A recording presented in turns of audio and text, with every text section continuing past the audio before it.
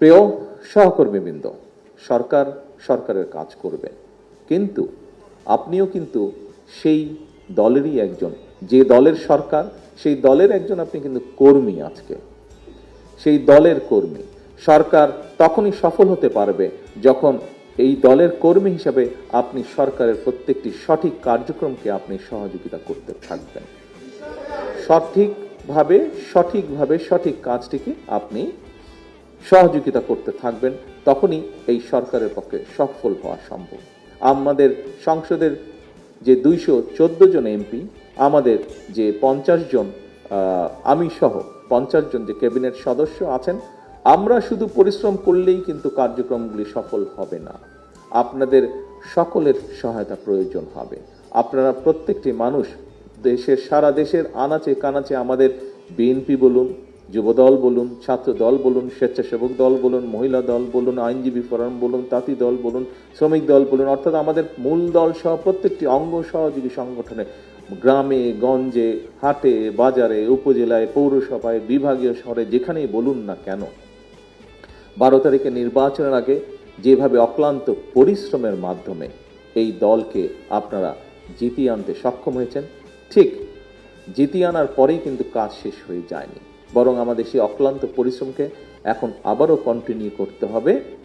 একটি নির্বাচনের মাধ্যমে যেমন আমরা জয়ী হয়ে এসেছি, ঠিক একইভাবে আমাদের কাজগুলো, আমাদের লক্ষ্যগুলো সফল করার মাধ্যমে একটি সফল সরকার আমাদেরকে হতে হবে। একটি সফল সরকার হতে পারলেই আমরা, তাও কি জনগণের দৃষ্টিতে আমাদেরকে সফল সরকার হতে হবে, এবং জনগণের দৃষ্টিতে যদি সফল সরকার হতে হয়, তাহলে অবশ্যই শুধুমাত্র 214 জন এমপি বা 50 জন ক্যাবিনেট মেম্বারের পক্ষে সেটা সম্ভব না। যখন বাংলাদেশ জাতীয়তাবাদী দলের সারা দেশে ছড়িয়ে ছিটিয়ে থাকা সকল নেতাকর্মী এই কর্মসূচিগুলোকে বাস্তবায়নের লক্ষ্যে, এই কর্মসূচিগুলোকে সাকসেসফুল করার জন্য মাঠে ময়দানে নেমে কাজ করতে পারবেন বা করবেন, তখনই শুধুমাত্র সেটি সম্ভব।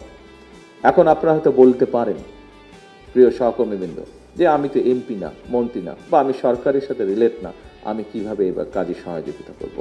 প্রিয় সহকর্মী, আপনি এমপি নন, আপনি মন্ত্রী নন, আপনি হয়তো উপজেলা চেয়ারম্যানও নন, আপনি হয়তো ইউনিয়ন পরিষদেরও চেয়ারম্যানও নন, বা মেম্বারও আপনি নন। আপনি কিভাবে কাজটি করবেন?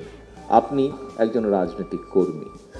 আপনি আপনার যে সংগঠন আছে, আপনার যে রাজনৈতিক কার্যক্রম আছে, সাংগঠনিক কার্যক্রম আছে, সাংগঠনিক শৃঙ্খলা আছে, এই বিষয়গুলোকে আপনি সঠিক রাখার মাধ্যমে, অর্থাৎ আপনি একজন পলিটিক্যাল অ্যাক্টিভিস্ট।